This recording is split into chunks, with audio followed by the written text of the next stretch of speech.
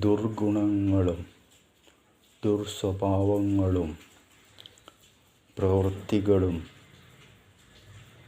ഉണ്ടെങ്കിൽ ദുരാത്മാക്കൾ, negative energy, പിശാചിൻ്റെ ഗണങ്ങൾ എല്ലാം ആ വ്യക്തിയെ ബാധിക്കാൻ സാധ്യത കൂടുതലാണ്. എങ്ങനെ നേർവഴിക്ക് വരാം? ആദ്യം ഗുണങ്ങൾ നല്ലതാക്കി കൊണ്ടുവരണം. അതിന് പ്രഭാതത്തിലും സായാഹ്നത്തിലും ശിവ കുടുംബ ഫോട്ടോ വെച്ച് വിളക്ക് തെളിയിച്ച് ഭക്തിയോടെ കുറച്ച് സമയം സ്മരിച്ച് ധ്യാനിച്ച് പ്രാർത്ഥിക്കുക.